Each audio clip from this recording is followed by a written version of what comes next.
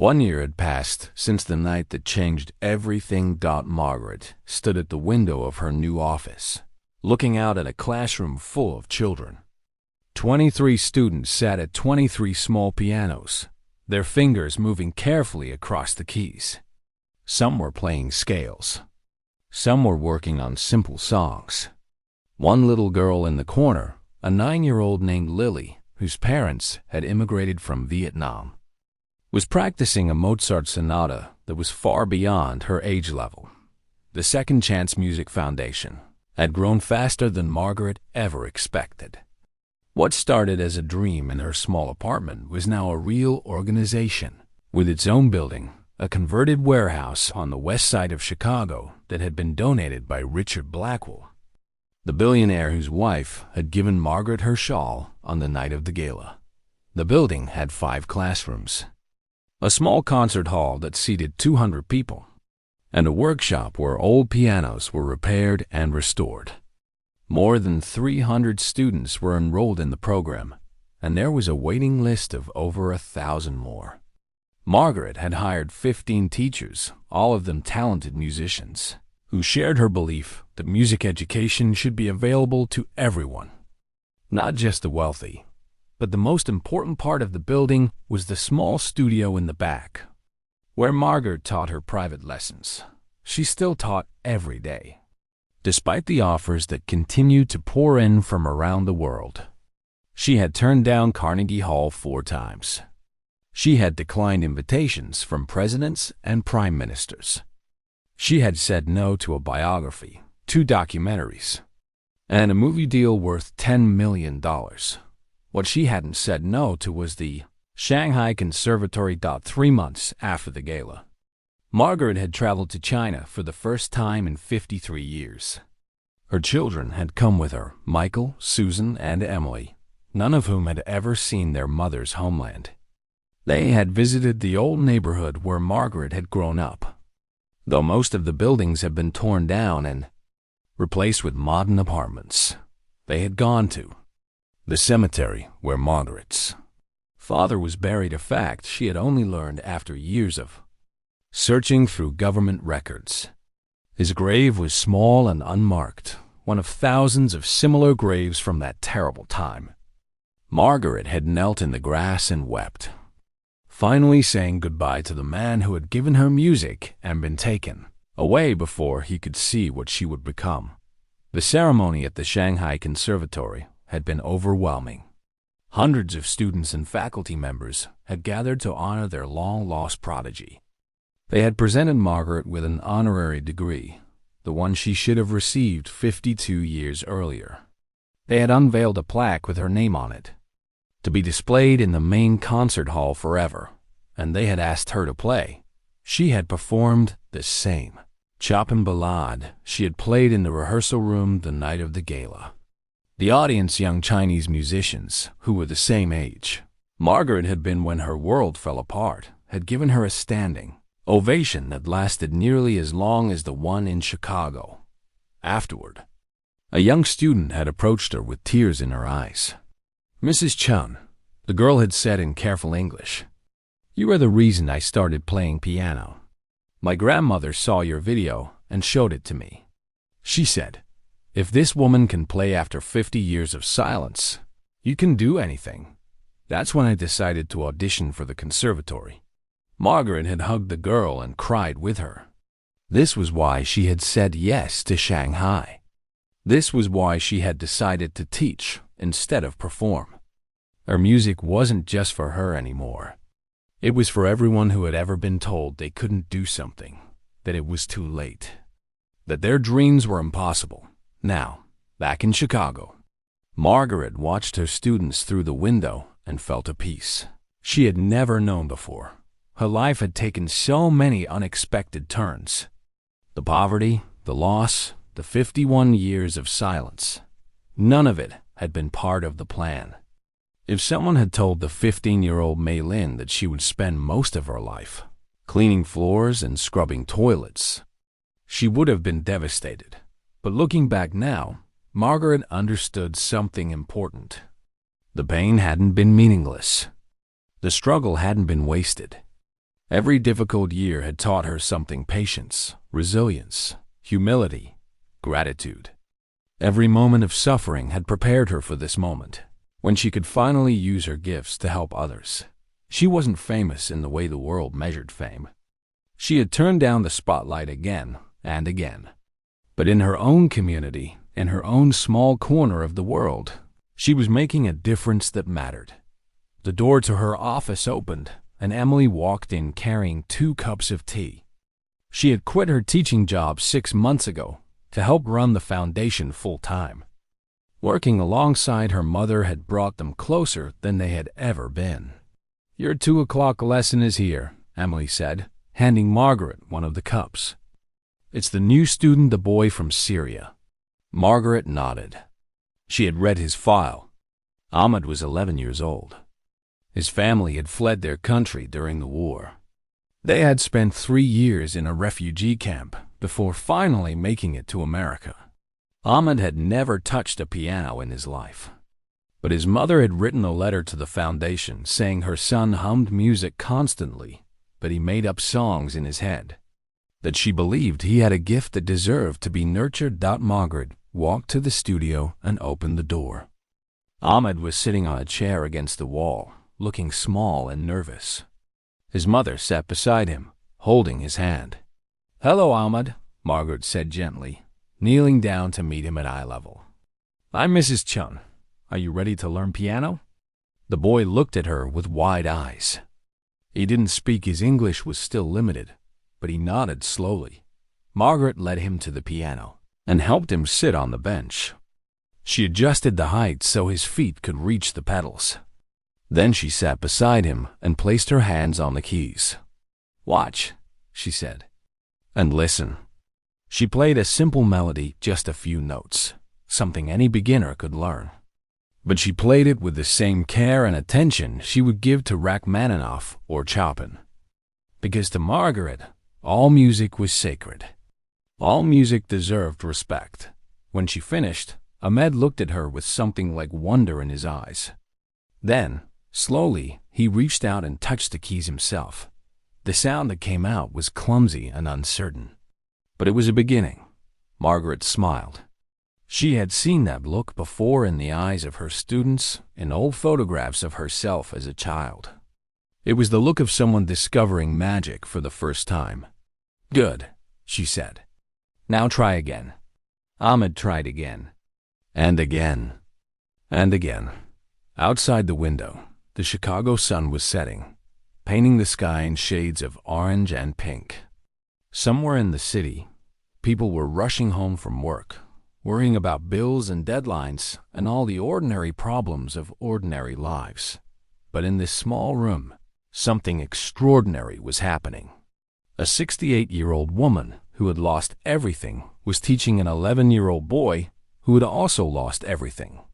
And through the music, they were both finding something they had thought was gone forever. Hope. Margaret Chun had waited 51 years for her second chance. Now she was spending the rest of her life making sure others wouldn't have to wait as long. The crowd had laughed when she sat at the piano.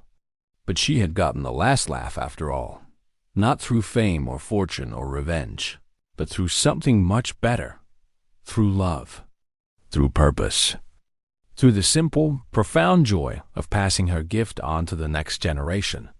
The music would continue. That was all that mattered. And somewhere, in whatever place the souls of the departed reside, a quiet man named Chen Wei-lin, Margaret's father, who had asked his daughter never to stop playing, finally smiled. His wish had come true.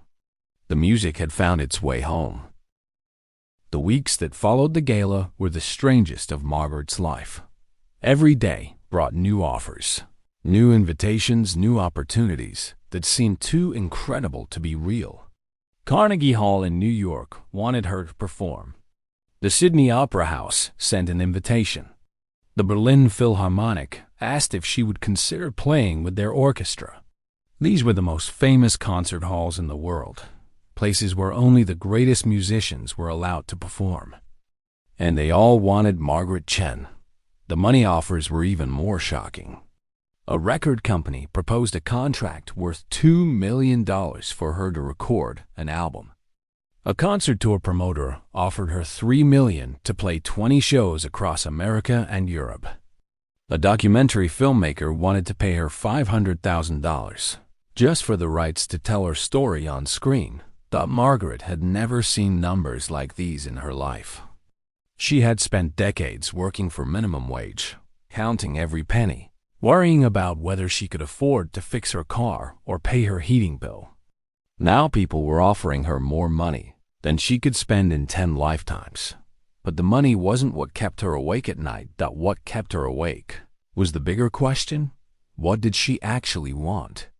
For 51 years, she had wanted only one thing to survive: to take care of her children, to make it through each day without falling apart. She had never allowed herself to want anything more, because wanting led to disappointment, and disappointment led to pain. Now, suddenly, everything was possible.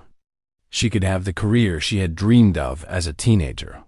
She could perform on the world's greatest stages. She could reclaim the life that had been stolen from her. But did she want that? She was 67 years old. Her body was tired.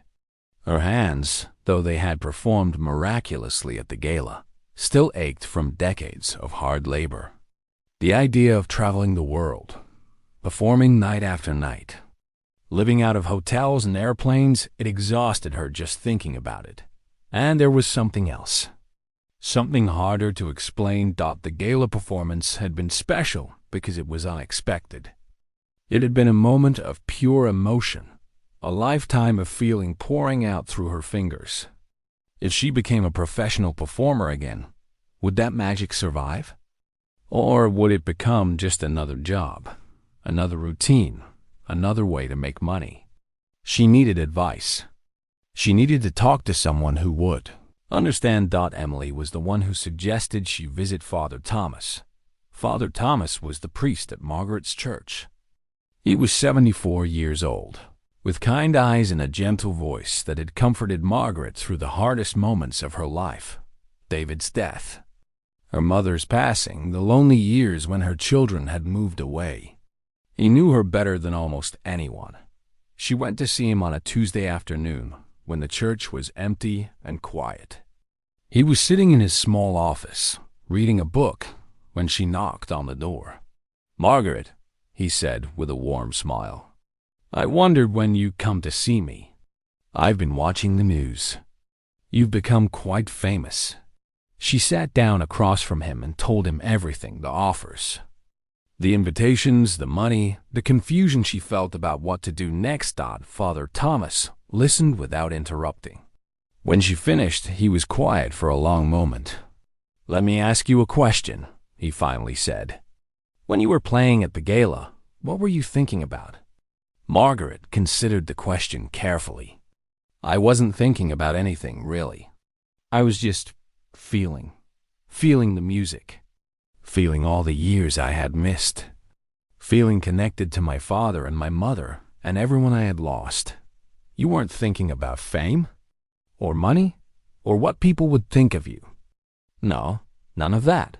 Father Thomas nodded slowly. "The performance was pure because your intentions were pure. You played for love, not for reward. That's a rare and precious thing, Margaret.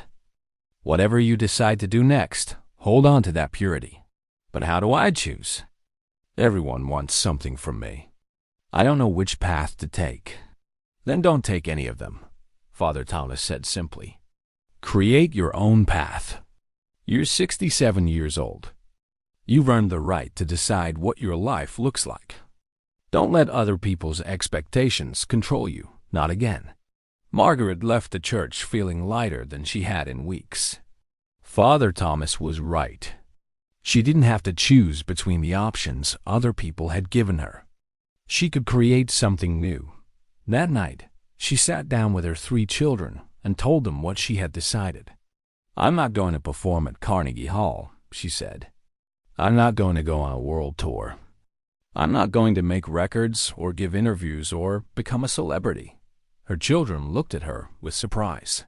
"But Mom, Michael said. This is your chance. This is everything you dreamed of when you were young. No, Margaret said firmly. When I was young, I dreamed of playing music because I loved it. I didn't dream of being famous. I didn't dream of being rich. The fame and the money, those were other people's dreams for me, not my own. So what are you going to do?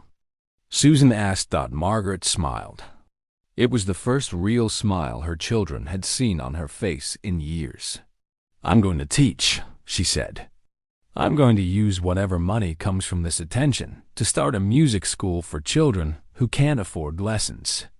Immigrant children, poor children, children whose families have to choose between piano lessons and groceries. She paused, looking at each of her children in turn. When I came to this country, music was taken from me because we didn't have money, because survival had to come first. I spent 51 years watching that same thing happen to other families, watching children with talent and passion give up their dreams because their parents couldn't afford to support them. Our voice grew stronger. I can't go back and change what happened to me, but maybe I can change what happens to others. Maybe I can give some child the chance I never had. That's worth more to me than all the concert halls in the world. The room was silent. Emily was crying quietly. Michael was nodding slowly, his eyes full of respect. Susan had her hand over her heart. I think that's beautiful, Mom, Emily finally said. I think that's exactly right. Over the next few days, Margaret began making phone calls. Not to concert promoters or record companies, but to lawyers and accountants and people who knew how to start non-profit organizations. The donations were already coming in, people who had seen the viral video and wanted to support her. By the end of the first week, she had received over $3 million from strangers around the world who were moved by her story. She called the organization the Second Chance Music Foundation. It would provide free piano lessons to immigrant children and families who couldn't afford them. It would supply instruments to schools in poor neighborhoods. It would fund scholarships for talented young musicians who might otherwise fall through the cracks. And Margaret herself would teach the first class. When she announced her decision to the press, the response was overwhelming.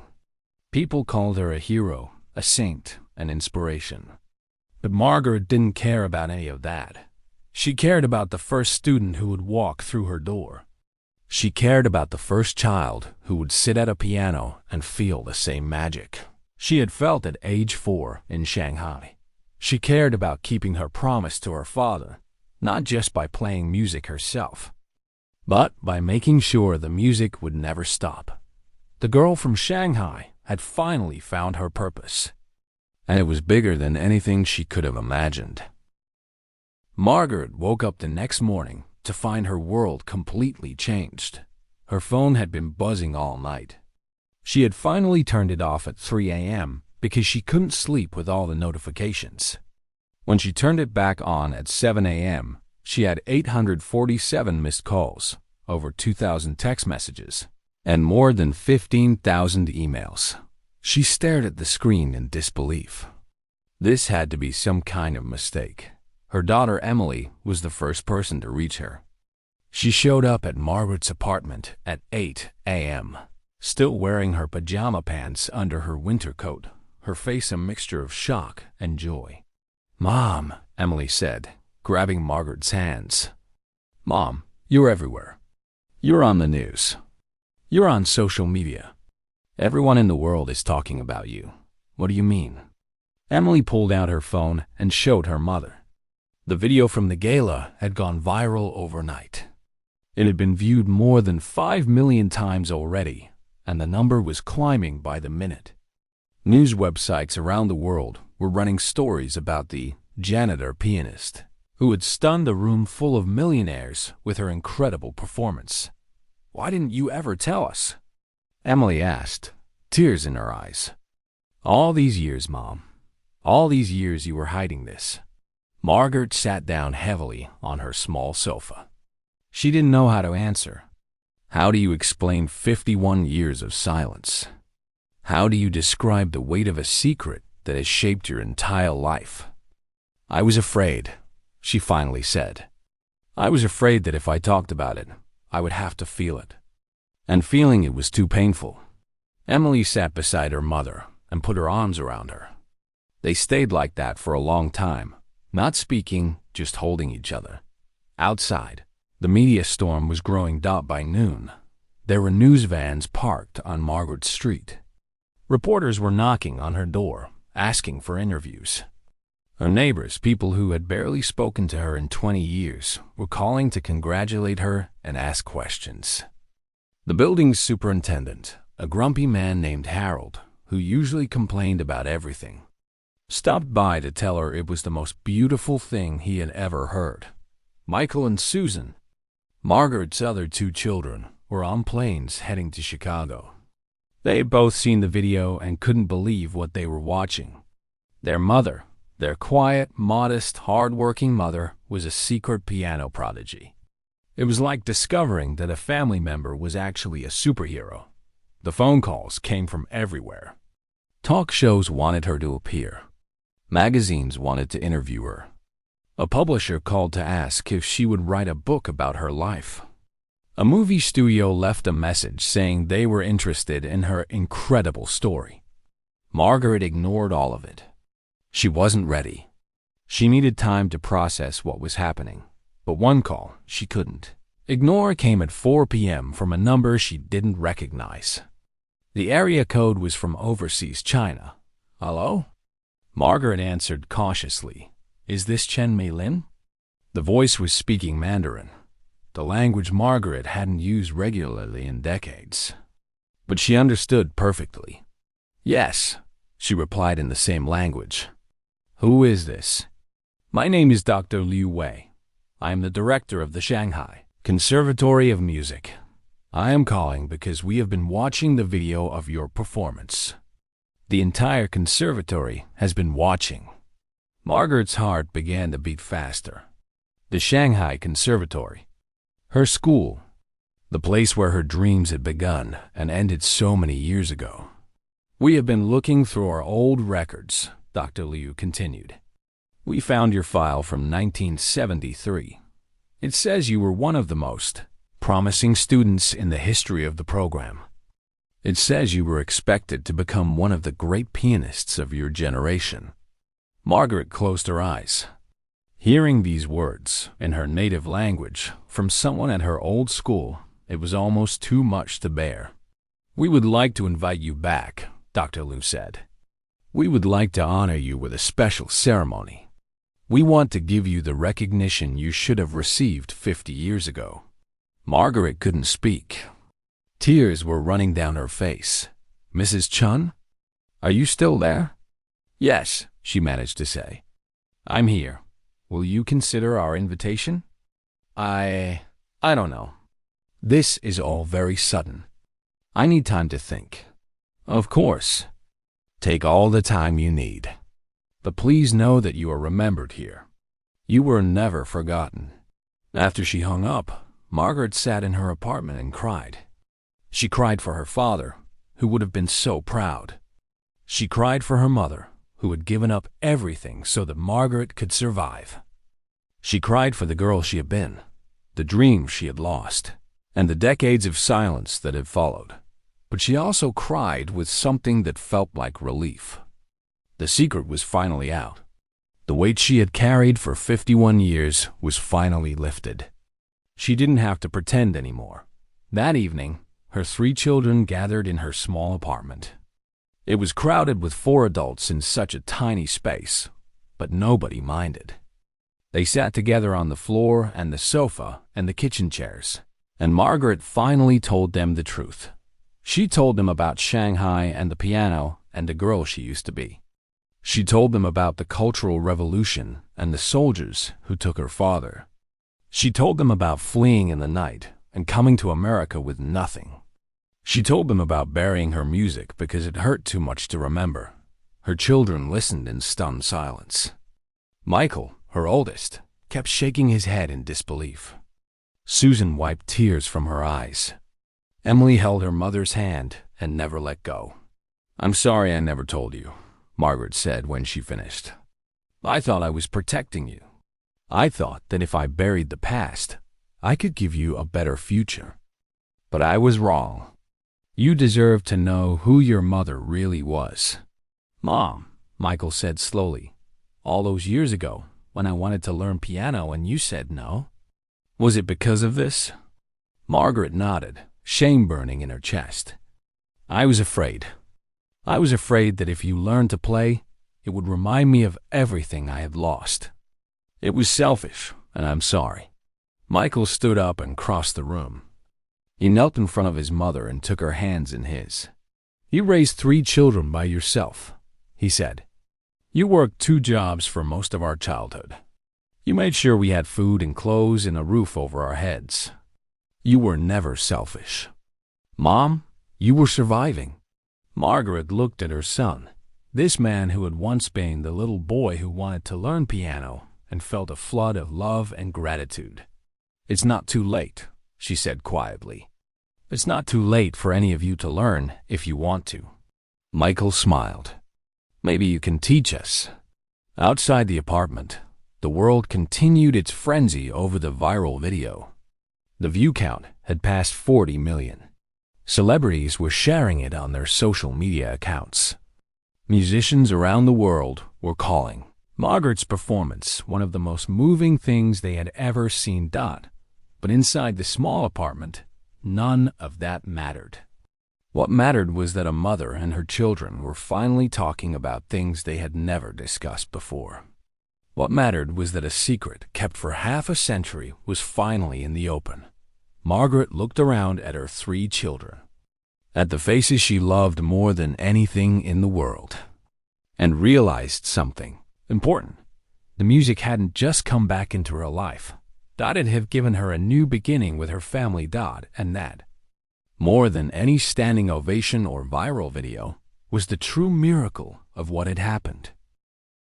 11 minutes is a very long time to stand and clap. Most standing ovations at concert halls last 2 or 3 minutes. A truly exceptional performance might receive 5 minutes of applause. But 11 minutes was something. That had never happened before at Hartwell Concert Hall. It was something that most of the people in the audience had never experienced in their entire lives. Yet, they couldn't stop. Every time the applause began to fade, someone would shout, "Bravo!" and the clapping would surge back to full strength. People's hands were turning red. Their arms were getting tired. But still they clapped, because they knew they had witnessed something extraordinary, something that might never happen again. In the front row, Patricia Blackwell had removed the expensive silk shawl from her shoulders. It was a designer piece, worth more than Margaret earned in a month. Patricia didn't care. She climbed the steps to the stage, something that was absolutely not allowed at formal concerts, and draped the shawl around Margaret's shoulders. "You are magnificent," Patricia said, her voice breaking with emotion. "Absolutely magnificent." Margaret looked at her with confusion. This was the same woman who had whispered, "Is this some kind of joke?" when Margaret first walked on stage. Now she was treating Margaret like royalty. The applause finally began to die down around the 11-minute mark. People slowly returned to their seats, exhausted but exhilarated. Diane Morrison walked onto the stage, her face glowing with relief and joy. She took Margaret's hand and raised it high, like a boxing referee declaring a winner. "Ladies and gentlemen," Diane said into the microphone, her voice shaking, "I present to you our very special guest artist this evening, a woman who, until 30 minutes ago, I didn't even know could play the piano." A murmur went through the crowd. People exchanged confused glances. "Her name is Margaret Chun," Diane continued. "And for the past 20 years, she has worked at this concert hall as a night janitor." The murmur became a gasp. 300 wealthy people stared at Margaret with new eyes. "A janitor?" The woman who had just given the performance of a lifetime was a janitor? Mrs. Chun trained at the Shanghai Conservatory of Music as a young woman, Diane said. But due to circumstances beyond her control, she was forced to leave her homeland and her dream behind. Tonight, for the first time in 51 years, she returned to the piano. And I think we can all agree that she has reminded us what true artistry looks like. The applause erupted again. This time, people weren't just clapping for the music. They were clapping for the story, for the courage, for the impossible miracle they had just witnessed. Margaret stood in the center of the stage, overwhelmed by the attention. She didn't know what to say. She didn't know what to do. For 51 years, she had been invisible. And now suddenly, everyone was looking at her. Diane leaned close to her ear. "Would you like to say a few words?" Margaret shook her head. She couldn't speak. Her throat was too tight with emotion. But then she looked out at the audience, at all those faces watching her with admiration and wonder. And she changed her mind. She walked slowly to the microphone. The audience fell silent, waiting. "My father," Margaret said, her voice barely above a whisper, "was taken away when I was 16 years old. The last thing he ever said to me was, 'Never stop playing.' But I did stop. I stopped for 51 years because I was scared and sad and too busy trying to survive." She paused, gathering her strength. "Tonight I played for him. I played for my mother, who sacrificed everything to bring me to this country. I played for my husband, David, who believed in me even when I didn't believe in myself. And I played for everyone who has ever had to give up their dream because life got in the way." She looked down at her worn hands. The hands that had cleaned toilets and scrubbed floors for 3 decades. "It is never too late," she said. "That is what I want you to know. It is never too late to remember who you really are." The audience sat in stunned silence for a moment. Then, for the 3rd time that night, they rose to their feet and applauded. After the concert, everything happened very fast. Diane Morrison asked Margaret to stay for the reception, but Margaret was overwhelmed. She needed air. She needed space. She needed time to understand what had just happened to her. She slipped out through the back door, the same door she had entered through as a janitor, just hours earlier, and walked into the cold December night. The snow was still falling. The streets were quiet and white. Margaret walked for blocks without knowing where she was going, her mind spinning with thoughts and memories and emotions she couldn't name. She found a bench in a small park and sat down, not caring about the cold. The silk shawl that Patricia Blackwell had given her was still around her shoulders, keeping her warm. She sat there for a long time, watching the snowflakes drift down from the dark sky. Inside the concert hall, the reception was buzzing with excitement. Everyone wanted to talk about the mysterious janitor pianist. Reporters who had been covering the gala were frantically making phone calls to their editors. Society photographers were disappointed that they had missed the chance to capture Margaret on stage. Richard Blackwell, the billionaire whose wife had given Margaret her shawl, was telling everyone who would listen about what he had witnessed. "I've seen Horowitz play," he said. "I've seen Rubinstein and Ashkenazy and all the greats. But I have never been moved like I was tonight. That woman has a gift that money can't buy." Meanwhile, a young journalist named Kevin Park was typing furiously on his phone. Kevin was a music critic for the Chicago Tribune, and he had been at the gala to review the originally scheduled performance. What he had seen instead was going to make for a much better story. "I have just witnessed the most extraordinary musical resurrection of my lifetime," he wrote. A 67-year-old janitor named Margaret Chun walked onto the stage of Hartwell Concert Hall tonight and gave a performance of Rachmaninoff's Piano Concerto No. 2 that will haunt me forever. She hadn't played in 51 years. She was wearing her work uniform, and she was absolutely breathtakingly magnificent. He posted his review on the newspaper's website at 11:47 p.m. By midnight, it had been shared 1,000 times. By 1 a.m., it had been picked up by national news outlets. By 2 a.m., the video that someone had secretly recorded on their phone was spreading across social media like wildfire. Margaret knew none of this. She was still sitting on her bench in the park, watching the snowfall, thinking about her father and the promise she had finally kept. Her phone buzzed in her pocket.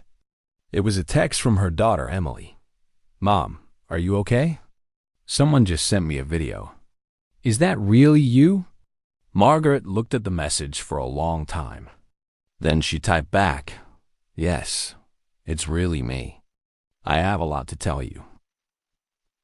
I have a lot to tell you."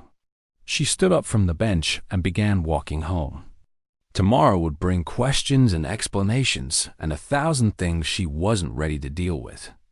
But tonight she just wanted to be alone with her thoughts.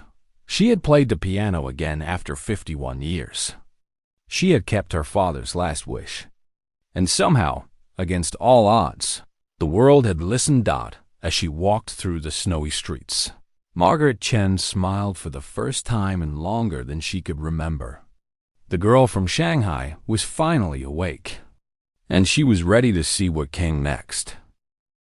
The second movement of Rachmaninoff's Piano Concerto, No. 2, is one of the most beautiful pieces of music ever written.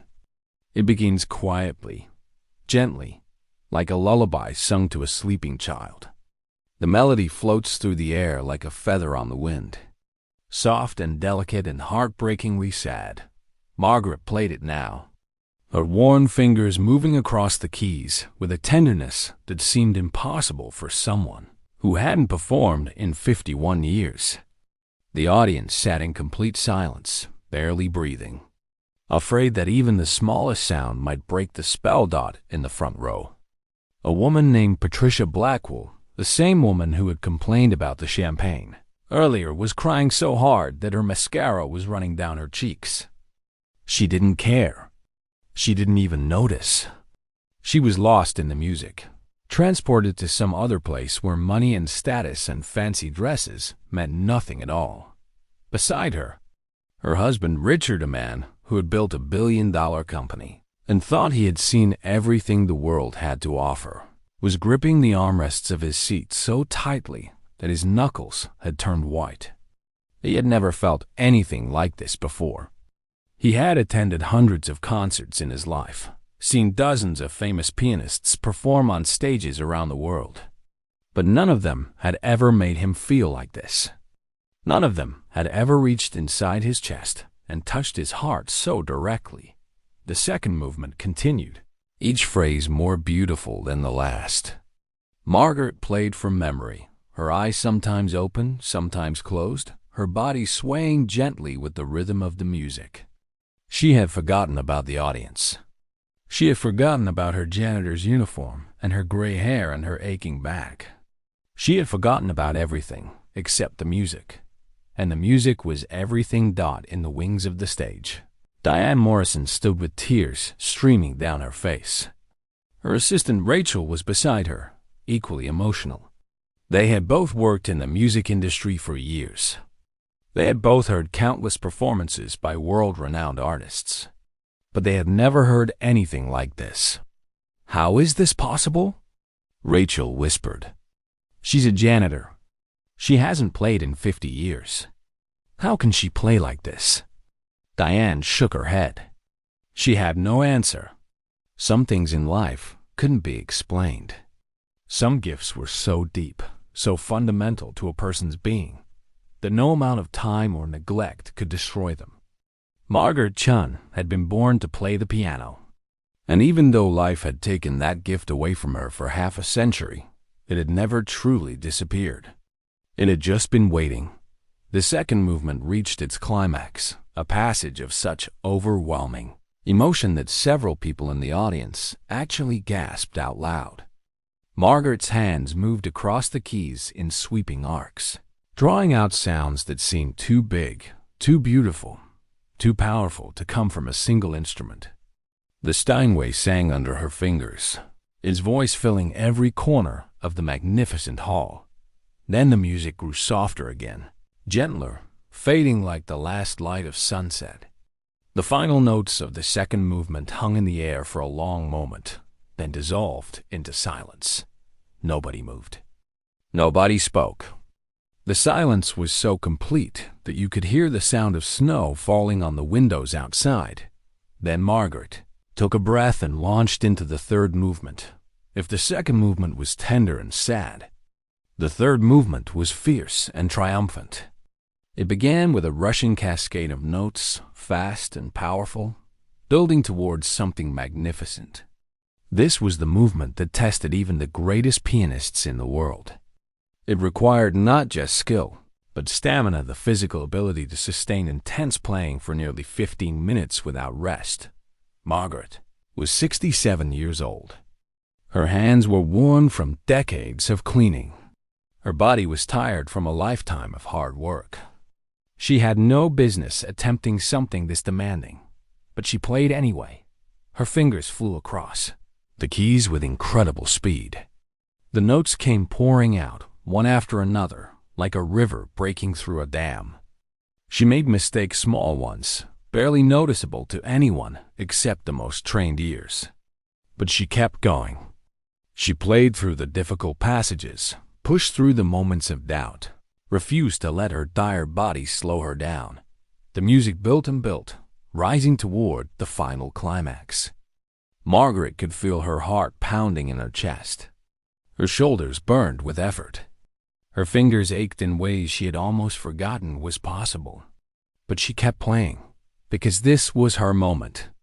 After 51 years of silence, after a lifetime of loss and sacrifice and invisible suffering, this was her chance to prove that she still existed. That the girl from Shanghai, the prodigy who had amazed audiences before the world fell apart, was still alive inside her. The final pages of the concerto were approaching. Margaret knew this section by heart. She had practiced it thousands of times as a teenager, dreaming of the day she would perform it for a great audience. Now that day had finally come, 51 years later than she had planned. But it had come. She played the final build-up, her hands moving faster and faster, the music growing louder and more intense with each passing measure. The audience was on the edge of their seats, leaning forward, holding their breath. Even the people who had laughed when she first walked on stage were now completely transfixed, and then came the ending, the final chord of Rachmaninoff's Piano Concerto No. 2 is one of the most satisfying sounds in all of classical music. It's a massive, triumphant blast of sound that seems to shake the very foundations of whatever building it's played in. It's the musical equivalent of a sunrise after a long night, a victory after a hard battle, a homecoming after years away. Margaret struck that chord with every ounce of strength left in her body. The sound exploded through the concert hall like thunder. The chandeliers trembled. The walls seemed to vibrate. And then, slowly, the sound faded away, leaving only echoes in memory. Margaret sat at the piano, her hands still resting on the keys, her chest heaving with exhaustion. She had done it. Against all odds, against all reason, against everything she had told herself for 51 years, she had done it. For a moment, there was absolute silence. Then the world erupted. The applause started in the back of the hall and rolled forward like a wave. People jumped to their feet, clapping and cheering and shouting words that Margaret couldn't understand. The sound was overwhelming, hundreds of hands beating together, hundreds of voices raised in admiration and wonder. Brava! Brava! The shouts came from everywhere. People who had never shouted at a concert in their lives were shouting now. People who prided themselves on their sophisticated composure were crying openly, not caring who saw them. Margaret stood up slowly from the piano bench. Her legs were shaking. Her whole body was trembling with exhaustion and emotion. She looked out at the sea of faces before her, all those wealthy, important people, all on their feet, all applauding for her. For her. The janitor. The invisible woman.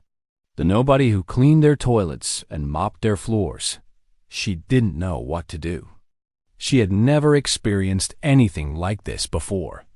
Even in her youth, when she had performed for diplomats and government officials, the applause had never been this intense, this heartfelt, this overwhelming. She bowed awkwardly, not sure of the proper form after so many years away from the stage. The applause grew even louder. Someone in the front row was throwing roses onto the stage. Others were waving their programs in the air. The standing ovation continued. 1 minute. 2 minutes. 3 minutes.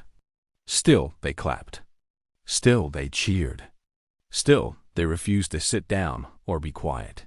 Margaret felt tears running down her face. She hadn't cried in years. She had taught herself not to cry, because crying meant feeling, and feeling meant remembering all the things she had lost. But now the tears came anyway, pouring out of her like the music had poured out of her fingers. She had spent 51 years being invisible. And in one night, everything had changed. The applause would continue for 11 minutes total. It would be the longest standing ovation in the history of the Hartwell Concert Hall. And by the time it finally ended, Margaret Chun's life would never be the same again. Margaret lived in a small apartment on the 3rd floor of an old brick building. The elevator had been broken for 6 years, and the landlord showed no interest in fixing it.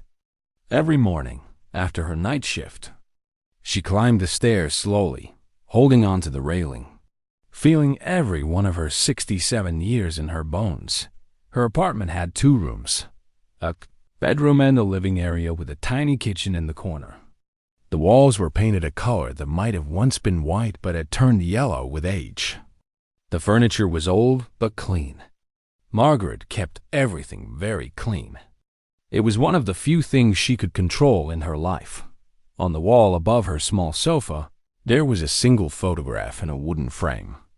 It showed a young girl in a white dress, sitting at a piano, her hands raised above the keys. The girl was smiling. Her eyes were bright with joy and confidence. That girl was Margaret, photographed in Shanghai in 1972, 1 year before everything fell apart. Margaret rarely looked at that photograph. It hurt too much, but she could not bring herself to take it down either. It was proof that she had once existed, not this tired old woman who cleaned toilets and mopped floors, but another person entirely. A person who had mattered. Her children knew almost nothing about her past. When they were young, they had sometimes asked why they didn't have grandparents like other kids. Margaret had simply said, "They died before you were born." She never told them about her father being taken away by soldiers. She never told them about the terror of fleeing in the middle of the night. She never told them about the piano. Michael, her oldest, was now 42. He worked as an accountant in Denver. Susan was 39 and lived in Boston with her husband and 2 daughters. Emily, her youngest, was 35 and taught elementary school right here in Chicago. Margaret saw Emily the most. They had lunch together every Sunday after church. None of them had ever learned to play piano. Margaret had made sure of that. When Michael was 7, his school had offered free music lessons. He came home excited, asking if he could learn piano. Margaret had said no so quickly and so sharply that the boy had started crying. She never explained why. She couldn't explain why. How could she tell her son that the piano had taken everything from her father, her country, her identity, her dreams? How could she explain that every time she heard piano music, she felt like someone was reaching into her chest and squeezing her heart? So the secret stayed buried. Year after year, decade after decade, Margaret worked her cleaning jobs, raised her children, and pretended that the first 16 years of her life had happened to someone else. But secrets have a way of leaking out, especially when they are kept for too long. It was Emily who first noticed something strange. One Sunday, about 3 months before everything changed, she took her mother to a small cafe near the park. They ordered tea and sandwiches, and they talked about Emily's students and the weather and nothing important. Then, music started playing from the cafe speakers. It was Chopin, one of his nocturnes, soft and sad and beautiful. Margaret's hands began to move. She didn't notice it at first. She was staring at her teacup, lost in thoughts she couldn't name. But Emily noticed. Her mother's fingers were moving on the table, pressing invisible keys, following the music with perfect precision. The movements were automatic, unconscious, like breathing. "Mom," Emily said softly. "Mom, what are you doing?" Margaret looked down at her hands and froze. She pulled them into her lap quickly, hiding them like a child caught stealing cookies. "Nothing," she said. "It's nothing." But Emily had seen the look in her mother's eyes. For just a moment, before the walls went back up, there had been something there, a hunger, a longing, a pain so deep it seemed bottomless. "Mom, do you play piano?" "No," Margaret said firmly. "I don't." She changed the subject and refused to speak about it again. But Emily couldn't forget what she had seen. That night, she called her brother and sister and told them about the strange moment in the cafe. None of them could explain it. Their mother had never shown any interest in music. There was no piano in her apartment, no records or CDs, nothing to suggest any connection to that world. But Emily decided to do some research. It wasn't easy. Margaret never talked about her life before America. Emily didn't even know what city in China her mother was from. She started by looking through old family documents, birth certificates, immigration papers, anything she could find. Most of the records were faded and hard to read. But finally, she found something. It was an old newspaper clipping, yellowed with age, written in Chinese. Emily couldn't read the words, but she could see the photograph clearly. It showed a young girl at a piano, surrounded by men in formal suits. The girl was maybe 12 or 13 years old.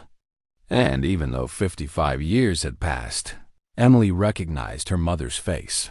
She took the clipping to a Chinese translation service. 3 days later, she received the translation by email. Her hands were shaking as she read it. The article was from the Shanghai Daily News, dated November 1970. The headline read, "Musical. Prodigy stuns diplomatic audience." The article described a 12-year-old girl named Chen Meilin who had performed Beethoven's Moonlight Sonata for a group of foreign diplomats at a special government event. The article said she was being called the greatest young pianist China has ever produced. It mentioned that she had been studying at the Shanghai Conservatory and was expected to become one of the world's great performers. Emily sat in her kitchen, reading the translation again and again. Mei Lin. That was her mother's Chinese name. Margaret had mentioned it once, years ago, and Emily had nearly forgotten it. But there it was, in black and white. A mother, the cleaning lady who had spent 30 years scrubbing floors and emptying trash cans, had once been a famous piano prodigy. Emily didn't know what to do with this information. Should she confront her mother? Should she tell her siblings? Should she just forget about it and respect her mother's obvious desire to keep this part of her life hidden? She decided to wait. She decided to watch and listen and hope that someday, somehow, her mother would trust her enough to tell the truth. Meanwhile, Margaret continued her quiet life. She worked her night shifts. She cleaned the concert hall. She stood beside the Steinway piano and dreamed dreams she never shared with anyone. She had no idea that her daughter had discovered her secret. She had no idea that fate was about to step in and change everything. The Hartwell Foundation Gala was scheduled for December 15th. It was the biggest event of the year, a charity fundraiser for children's music education. Rich people from all over Chicago would attend. There would be speeches and auctions and, of course, a piano performance by one of the world's most famous pianists. Margaret had seen the preparations for weeks. Extra cleaning staff had been brought in. The chandeliers had been polished until they sparkled like diamonds. Fresh flowers had been ordered from the best florist in the city. Margaret was not scheduled to work the night of the gala. The day staff would handle it. She would come in afterward, as usual, to clean up whatever mess the rich people left behind, at least. That was the plan. But plans, like secrets, have a way of falling apart when you least expect it. 2 weeks before the gala, Margaret's supervisor called her into his office. His name was Frank, a tired-looking man in his 50s who always smelled like cigarettes, even though smoking was banned in the building. "Chan," he said, looking at a paper on his desk, "I need you to come in early on the 15th, 4 o'clock. There's a problem with the plumbing backstage, and you're the only one who knows how to fix that old drain." Margaret nodded. She had fixed that drain many times before. It was a simple job, but it required someone who knew the building's ancient plumbing system. "I'll be there," she said. She had no idea that this small request, a simple plumbing repair, would lead to the most important night of her life. She had no idea that in 2 weeks, she would stand on the stage of Hartwell Concert Hall, not as a janitor, but as something she hadn't been in over 50 years, a pianist. The universe, it seemed, was finally ready to give Margaret Chen her second chance. Whether she was ready to take it was another question entirely. The 45 minutes passed like 45 seconds. Margaret sat at the upright piano in the rehearsal room, her fingers moving across the keys again and again.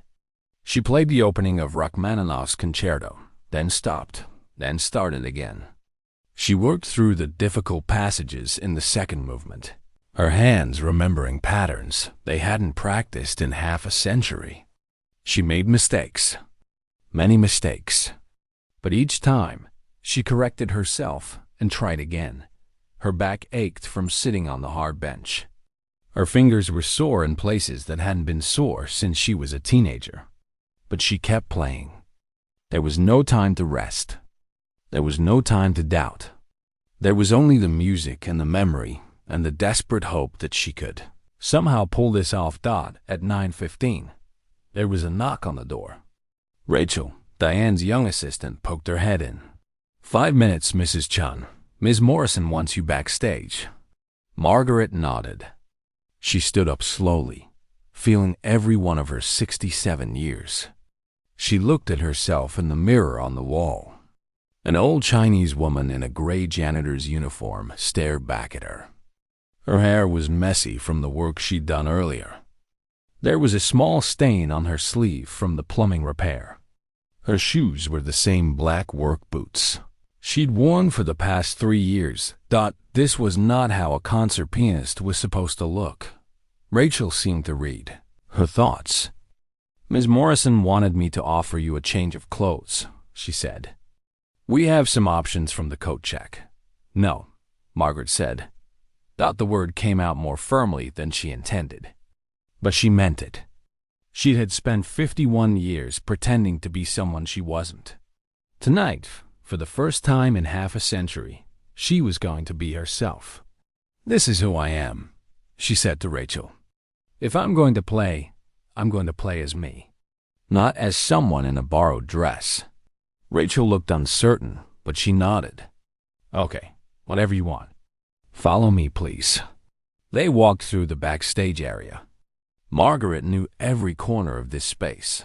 She had cleaned it hundreds of times, swept these floors, emptied these trash cans. But tonight, everything looked different. The walls seemed taller. The lights seemed brighter.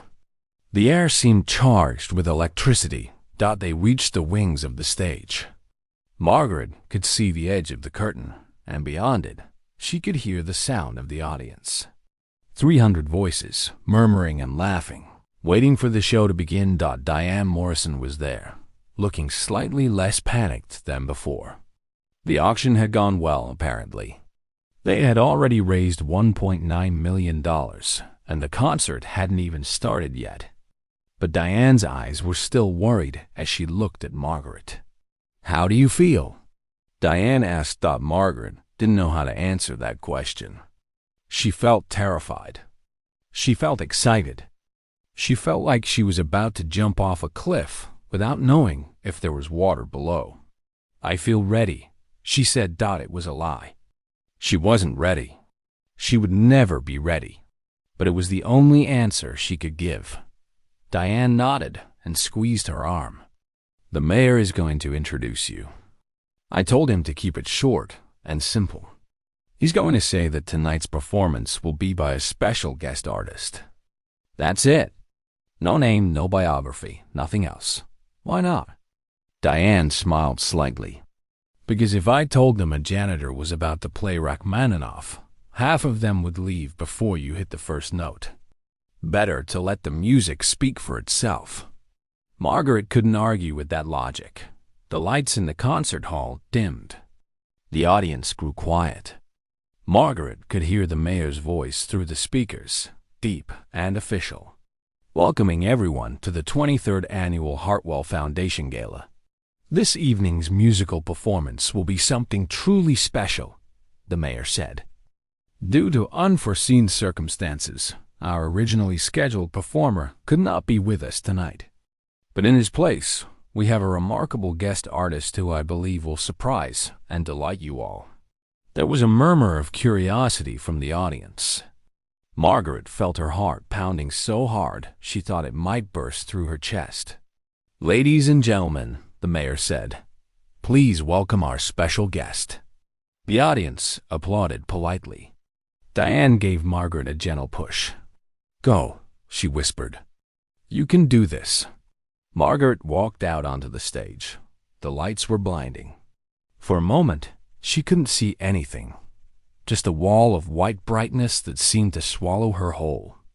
Then her eyes adjusted, and she saw them. 300 faces, looking at her with confusion and curiosity. She was wearing her gray janitor's uniform. Her work boots clumped heavily on the polished stage floor. Her gray hair was escaping from its bun. She looked exactly like what she was, a cleaning lady who had wandered onto the wrong stage. The polite applause faded into silence. Then, somewhere in the front row, someone laughed. It wasn't a cruel laugh. Not exactly. It was more like a nervous laugh, the kind of laugh people make when they're not sure what's happening. But it was enough to start a chain reaction. More people laughed. Whispers spread through the audience like ripples in a pond. "Is this some kind of joke? Who is that woman? I think she's the cleaning staff. Surely they can't be serious." Margaret heard all of it. She heard every whisper, every giggle, every confused murmur. She felt the weight of 300 pairs of eyes, judging her, dismissing her, assuming she was in the wrong place. For a moment, she almost turned around and walked off. For a moment, the voice in her head, the one that had kept her silent for 51 years, screamed at her to run away, to go back to her mop and her bucket and her invisible life. But then she thought about her father. She thought about the night the soldiers came. She thought about how he had looked at her mother and said, "Take care of Mei Lin. Make sure she never stops playing."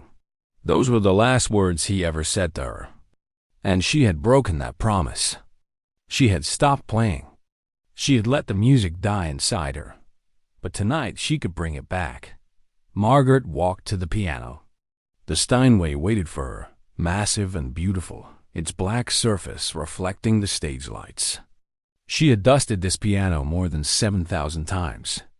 She had polished its keys and cleaned its pedals and dreamed about playing it every single night for 20 years. Now, finally, she was going to sit down and play. She lowered herself onto the bench. The leather was cool beneath her gray pants. She adjusted her position, finding the right distance from the keys. The audience had gone completely silent. Even the whisperers had stopped whispering. Everyone was watching. Margaret looked out at them, all those faces, all those expensive clothes, all that judgment and doubt. Then she looked down at the keys. 88 keys. The same keys she had touched for the first time when she was 4 years old. The same keys that had given her joy and purpose and meaning. The same keys that had been silent for 51 years. She placed her fingers in position. And then she began to play the first notes of Rachmaninoff's Piano Concerto No. 2 filled the concert hall. They were soft at first, almost hesitant, like a question being asked in a dark room. But within seconds, the music grew stronger, bolder, more confident.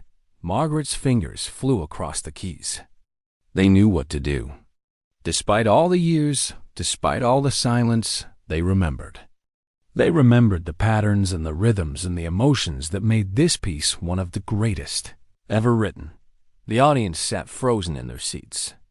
The woman who had laughed in the front row had her hand over her mouth. The man next to her was leaning forward, his eyes wide with disbelief. The music built and built, rising toward the first great climax of the piece. Margaret played with everything she had, all her loss, all her longing, all the years of silence that had weighed on her heart. She played for her father and her mother. She played for her husband David and her 3 children. She played for the girl she had been and the woman she had become. She played like her life depended on it. Because, in a way, it did. The concerto poured out of her like water breaking through a dam. Notes cascaded and tumbled over each other, filling every corner of the beautiful hall. The chandeliers seemed to tremble with the sound. The very walls seemed to lean in to listen, and somewhere in the audience, a woman began to cry. Then another. And another. Margaret didn't notice. She was lost in the music now, lost in a place she hadn't visited in half a century. She was 15 again, playing for the Diplomats in Shanghai. She was 12 again, performing for her proud parents. She was 4 again, touching the piano keys for the first time and feeling the magic beneath her fingertips. She was herself. For the first time in 51 years, she was truly, completely, fully herself. The music filled the hall, and the world, which had forgotten Margaret Chen existed, suddenly remembered. Everything was about to change. Diane Morrison led Margaret through the backstage hallways without speaking. Her heels clicked sharply against the floor, echoing in the narrow passage. Margaret followed 3 steps behind, her work boots silent on the same floor she had mopped 1,000 times. They passed 2 security guards who looked up with curiosity. One of them, a heavyset man named Bruce, actually laughed when he saw Margaret walking with the event coordinator. "Where are you taking the cleaning lady, Miss Morrison?" he called out. "She finally getting a promotion?" Diane ignored him. Margaret kept her eyes forward, her face burning with embarrassment. She was already regretting her words. What had she been thinking? She hadn't touched a piano in 51 years. She was a janitor, a nobody. And now she had told this important woman that she could save her. Fancy party. Stupid. Stupid old woman. They reached a small room at the end of the hallway. Diane opened the door and flipped on the light. Inside was a modest rehearsal space with mirrors on one wall and an upright piano in the corner. It wasn't the beautiful Steinway on the main stage, but it was a decent instrument, a Yamaha, well-maintained, probably used by performers to warm up before shows. "Sit," Diane said. Pointing at the piano bench, Margaret walked to the piano slowly. Her legs felt like they were made of sand. She sat down on the bench and placed her hands in her lap, looking at the keys in front of her. They were the same keys she had avoided for half a century. White and black, arranged in the same pattern they had always been, waiting for her fingers like patient old friends. Diane stood behind her, arms crossed, phone in hand. Margaret could feel the woman's doubt, like a physical weight pressing down on her shoulders. Behind them, through the walls, she could hear the distant sounds of the gala music playing. People talking, glasses clinking. 300 wealthy people waiting for a concert that might not happen. Well, Diane said impatiently, "You said you could play. So play." Margaret raised her hands. They were shaking badly. She could see the age spots on her skin, the wrinkles around her knuckles, the calluses from years of scrubbing and cleaning. These were not the hands of a concert pianist. These were the hands of a working woman, worn down by decades of hard labor. But somewhere beneath the worn skin and aching joints, the muscle memory remained. Somewhere deep inside, the 15-year-old prodigy was still alive. Margaret placed her fingers on the keys. The first note was wrong. Her finger slipped, hitting a C instead of a D, and the sound that came out was harsh and ugly. She heard Diane sigh behind her. Margaret closed her eyes. She tried to remember what her teacher in Shanghai used to say. "Don't think with your brain, Meilin. Think with your heart. The music is already inside you. Just let it out." She tried again. This time, she didn't think about Diane watching her. She didn't think about the gala or the 300 guests or her 51 years of silence. She thought about her father, the quiet man who used to sit in the corner of the practice room and listen to her play for hours. She thought about her mother, who would bring her tea and gently rub her shoulders when they got tired. She thought about the girl she used to be, the girl who believed that music was the answer to everything. Her fingers found the keys, and she began to play Chopin's Ballade No. 1 in G minor. The first notes filled the small room like water filling an empty glass.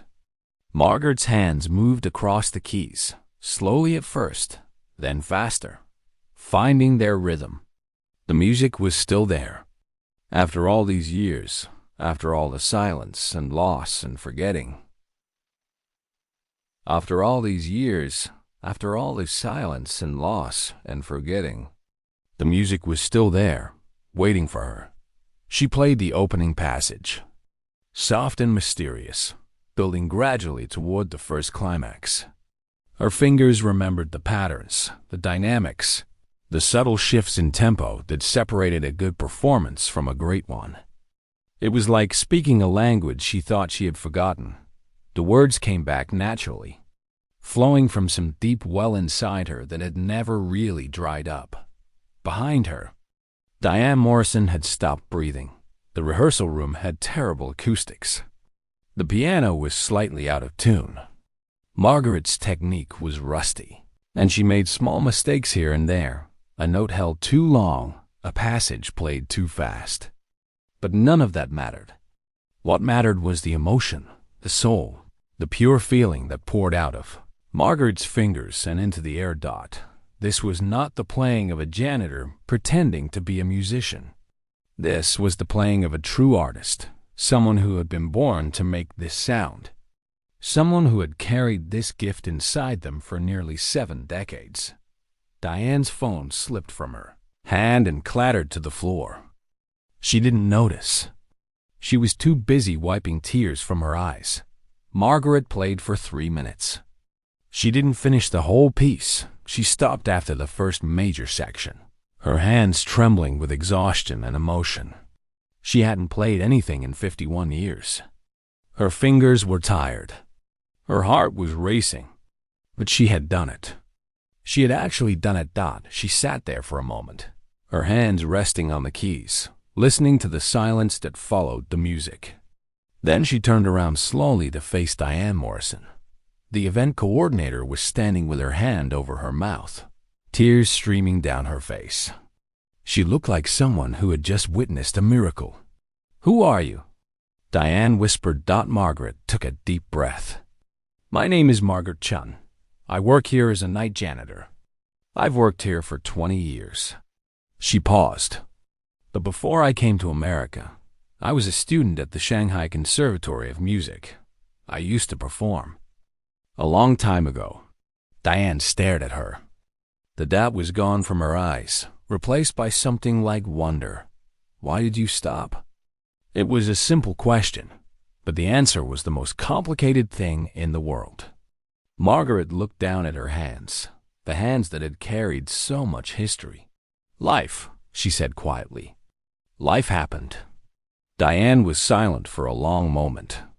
Outside, the sounds of the gala continued: laughter, conversation, the business of wealthy people enjoying themselves.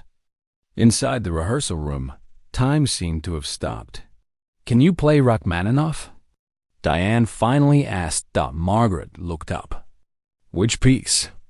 Piano Concerto No. 2. That's what Victor was going to play. It was one of the most difficult pieces in the classical repertoire. It required enormous technical skill and physical stamina. Margaret had learned it when she was 16, just months before her world fell apart. She had played it exactly twice in performance.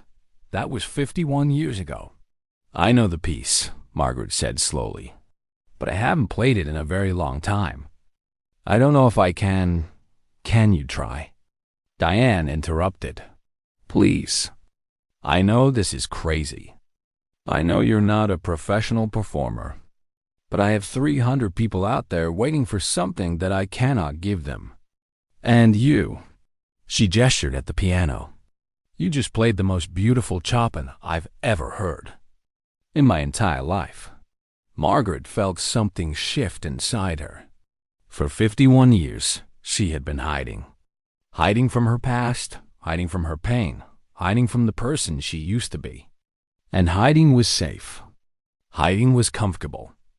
Hiding meant never having to face the loss of everything she had loved. But hiding also meant dying a little bit every day. It meant watching the years pass by while the music inside her slowly turned to silence. She thought about her father, taken away by soldiers in the middle of the night. She thought about her mother, who had worked herself to death to give her children a better life. She thought about David, her kind husband, who had believed she was special, even when she couldn't believe it herself. She thought about her 3 children, who had never known the truth about their mother. And she thought about the girl in the photograph. On her wall, the girl in the white dress, smiling at the piano, full of joy and hope and possibility. That girl had never really died. She had just been waiting. I'll need about 30 minutes to warm up, Margaret said. Diane's face broke into a smile, the first real smile Margaret had seen from her all night. You have 45. I'll stall them with the auction. She rushed toward the door, then stopped and turned back. Mrs. Chun? Yes, thank you. Diane's voice was thick with emotion. Whatever happens tonight, thank you for trying. Then she was gone, her heels clicking down the hallway, shouting instructions into her phone. Margaret turned back to the piano. She had 45 minutes to prepare for the most important performance of her life. She had 45 minutes to remember everything she had spent 51 years trying to forget. She placed her fingers on the keys and began to practice. The music filled the small room, note by note, measure by measure. And somewhere deep inside Margaret Chun, the girl in the white dress, finally began to wake up. She didn't know if she could do this. She didn't know if her old hands could remember all the notes, all the techniques, all the subtle details that made Rachmaninoff's Concerto one of the greatest pieces ever written. But she knew she had to try, for her father, for her mother, for the girl she used to be, and maybe, just maybe, for the woman she might still become. December 15th arrived with a snowstorm. The streets of Chicago were covered in white, and the wind was so cold it felt like needles against the skin. But inside the Hartwell Concert Hall, everything was warm and golden and perfect. The annual Hartwell Foundation Gala was the most important charity event in the city's social calendar. For 23 years, it had brought together Chicago's wealthiest and most powerful people to raise money for children's music education. Last year, the gala had raised $1.8 million. This year, the organizers were hoping to break $2 million. Diane Morrison, the event coordinator, had been working on this night for 11 months. She was 45 years old, with sharp brown eyes and hair that was always pulled back in a perfect bun. She wore expensive suits and expensive shoes and carried a clipboard that she held like a weapon. Everyone who worked at the gala was terrified of her. Diane had planned every detail of tonight's event. The guest list included 300 of Chicago's richest donors, CEOs, hedge fund managers, real estate developers, and their glamorous wives. The menu featured lobster and filet mignon from the city's best catering company. The silent auction included a vacation home in Italy, a private dinner with a famous movie star, and a vintage car worth $500,000. But the centerpiece of the evening was the music. Viktor Kozlov, one of the world's most celebrated pianists, had been booked to perform. He was Russian, 62 years old, with wild gray hair and fingers that moved across piano keys like lightning. He had performed at Carnegie Hall 17 times. He had played for presidents and kings. His fee for tonight's performance was $75,000, which Diane considered a bargain for someone of his caliber. The guests began arriving at 6 o'clock. Long black limousines pulled up to the entrance, and men in tuxedos and women in glittering gowns stepped out into the cold air and hurried inside. Champagne was served in crystal glasses. Photographers from Society magazine snapped pictures of the beautiful people. Diane stood near the entrance, her clipboard in hand, checking names off her list and making sure everything was running smoothly. So far, so good. The flowers looked magnificent. The ice sculptures hadn't melted. The mayor had arrived on time and was working the room like the politician. He was at 7:15. Diane's phone buzzed. It was a text from her assistant, Rachel. "Victor's manager is trying to reach you. Urgent." Diane felt a small flutter of worry in her stomach, but she pushed it down. Probably just a request for different water in his dressing room. These artistic types were always demanding something. She excused herself from a conversation with a major donor and stepped into a quiet hallway. She dialed Victor's manager. "Diane," the manager said, and his voice was strange. "Tight. We have a situation." The flutter in Diane's stomach grew into something bigger and colder. "What kind of situation?" "Victor is at Northwestern Memorial Hospital. Burst appendix. They're taking him into surgery right now." Diane's legs nearly gave out beneath her. She grabbed the wall for support. "What?" "I'm so sorry. It happened suddenly. He was fine at lunch, and then he collapsed in his hotel room. The doctors say the surgery should go well, but obviously he can't perform tonight." Diane couldn't speak. She couldn't breathe. 300 of Chicago's most important people were sitting in that hall, expecting a world-class piano performance in less than 2 hours. $2 million in charitable donations were on the line, and she had no pianist. "Are you still there?" the manager asked.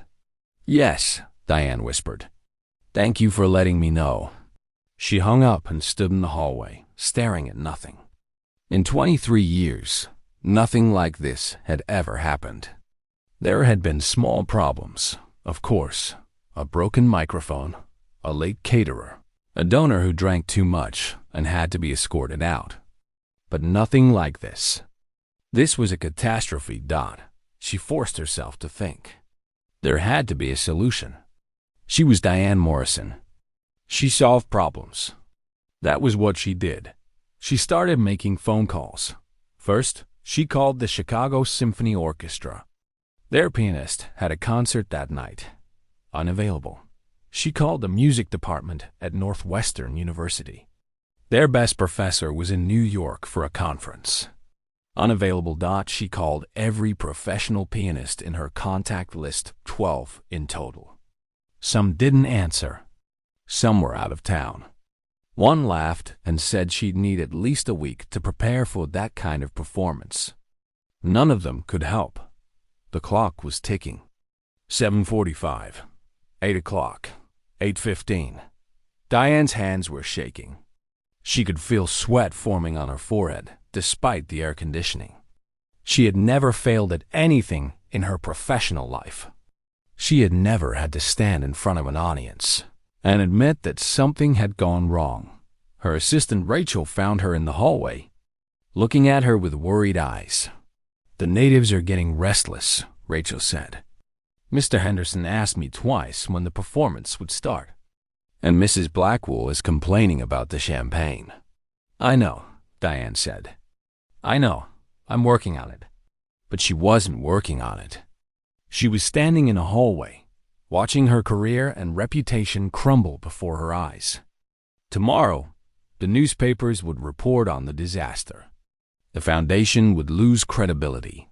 Donors would think twice before giving money to an organization that couldn't even organize a simple concert. Everything she had built would be destroyed. She walked back into the main hall, trying to keep her face calm. The guests were mingling, drinking, laughing. They had no idea that anything was wrong.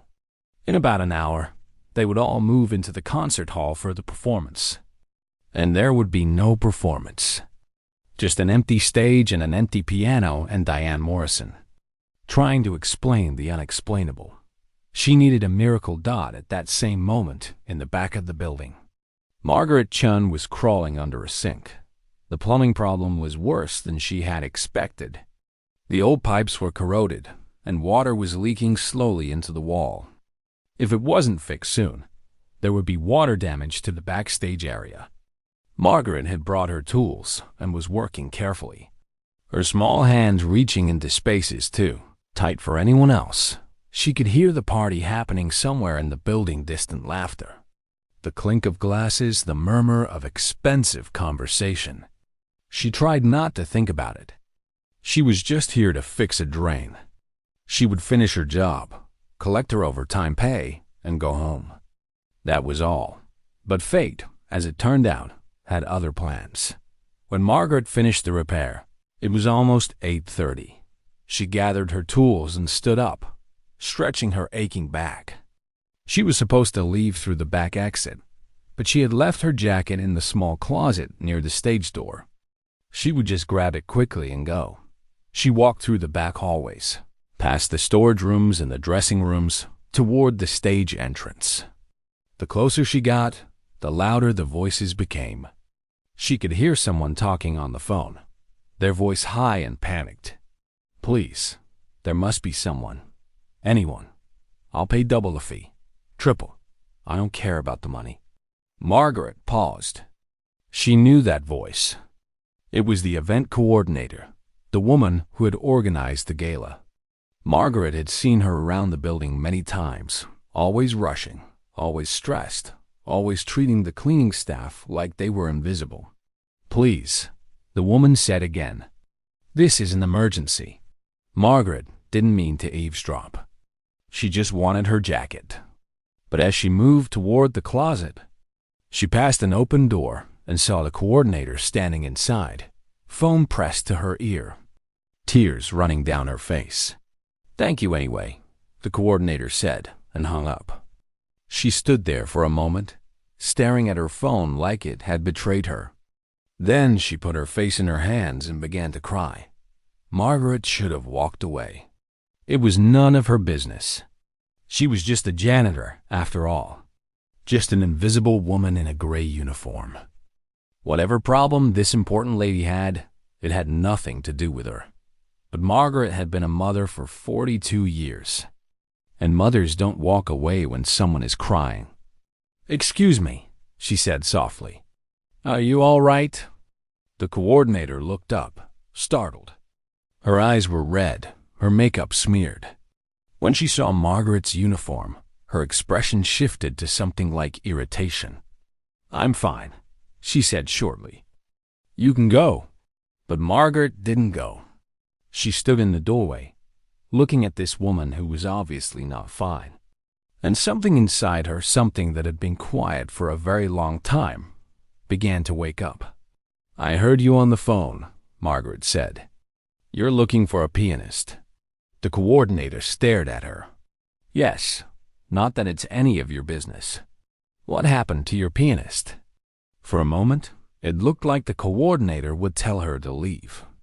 But then something broke in her face, and the words came spilling out.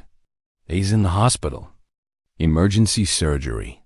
And I have 300 people out there expecting a concert, and I can't find anyone to play. And this whole night is going to be a disaster. And she stopped. Taking a shaky breath, Margaret felt her heart beating faster. The voice in her head was screaming at her to stay quiet, to walk away, to keep her secret buried where it belonged. But another voice, quieter and older, was saying something different. I can play, Margaret said. The coordinator looked at her like she had just spoken in a foreign language. Excuse me? I can play the piano, Margaret said, and the words felt strange in her mouth, like she was speaking for the first time in 50 years. If you need someone, I can play. Margaret Chen walked through the back door of Hartwell Concert Hall at exactly 10:47 p.m., just like she had done every night for the past 20 years. The security guard, a young man named Tommy, barely looked up from his phone as she passed. He never did. Nobody ever did.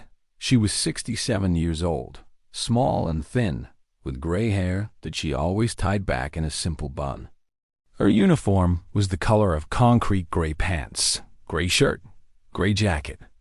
It was as if the world had decided long ago that Margaret Chen should blend into the walls and floors and shadows.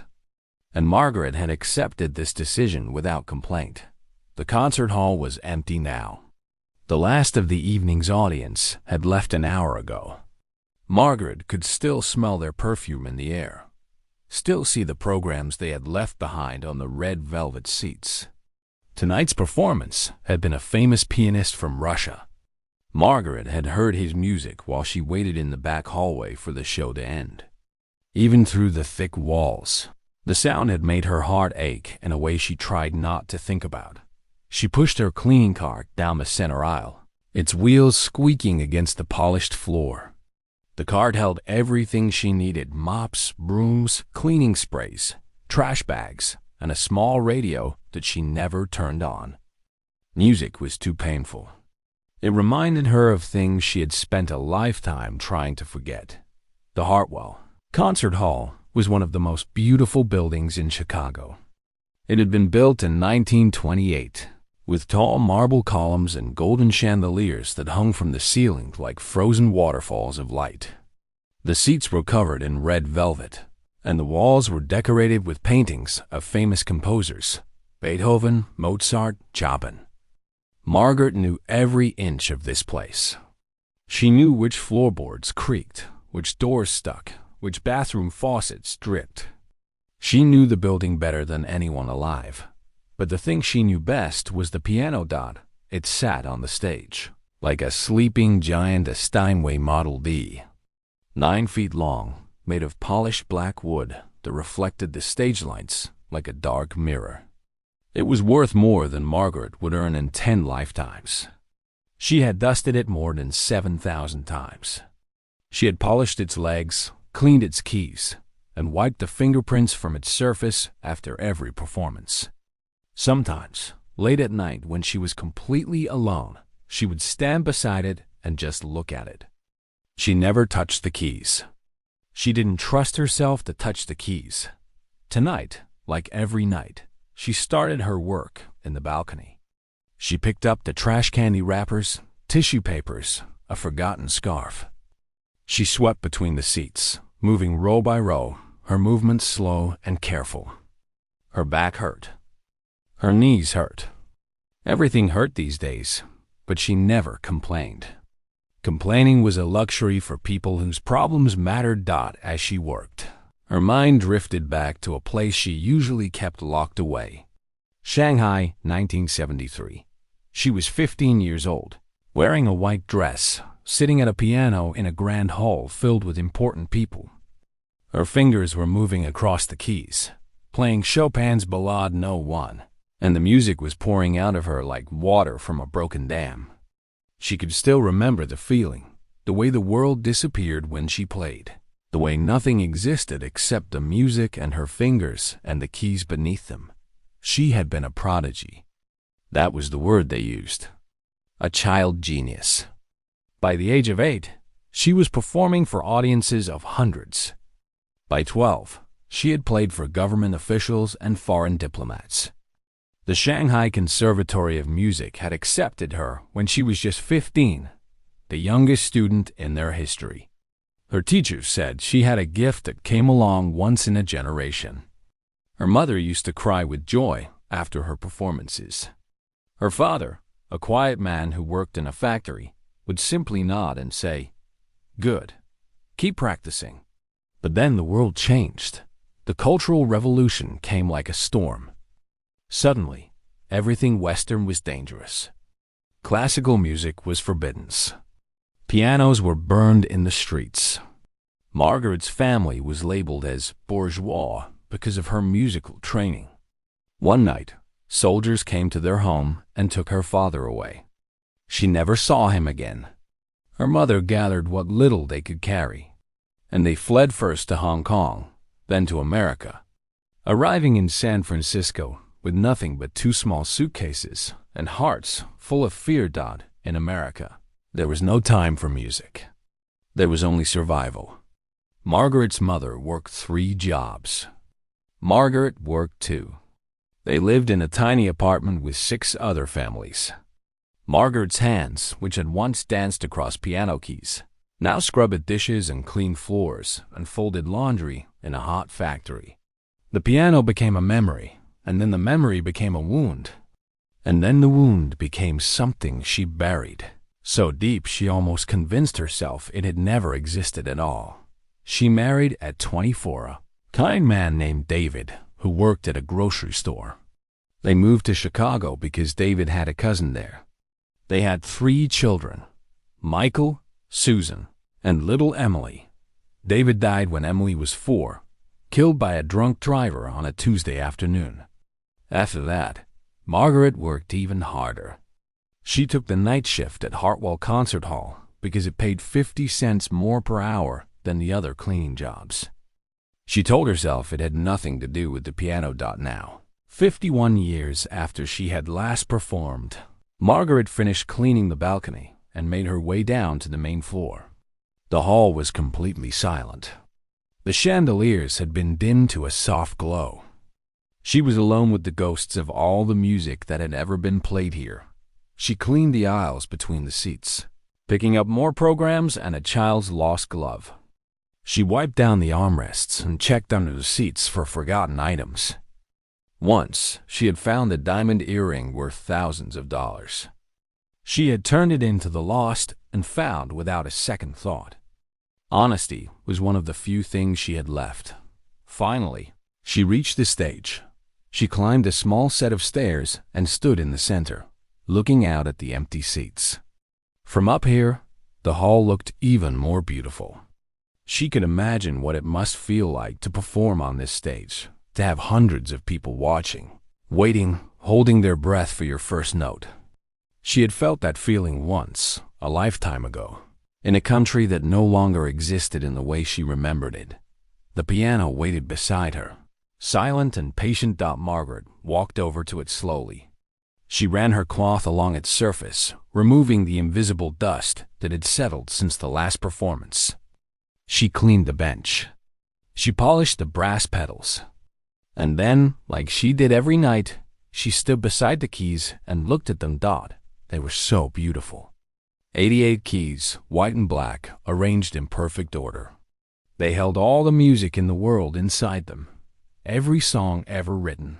Every melody ever imagined. All you had to do was press down, and the music would come out. Margaret raised her hand. Her fingers hovered over the keys, close enough to feel their coolness. Her heart was beating fast. Just one note. Just one single note. After 51 years, what would it feel like? But she couldn't do it. She pulled her hand back like she had touched something hot. "Stupid old woman," she whispered to herself. "Who do you think you are?" She turned away from the piano, picked up her cleaning cloth, and went back to work. The music stayed locked inside her, where it had been hiding for more than half a century, waiting for something that might never come. Outside, the city of Chicago continued its busy life. Cars honked. People laughed in restaurants. Somewhere, a street musician played guitar for spare change. And inside the Hartwell Concert Hall, a 67-year-old janitor finished her shift, punched out at 6 a.m., and walked home through the cold morning air, carrying a secret that nobody in the world knew. She had once been extraordinary, and now she was invisible. But fate has a strange way of finding people, even when they have spent a lifetime hiding. And Margaret Chun's story was about to change in ways she could never have imagined.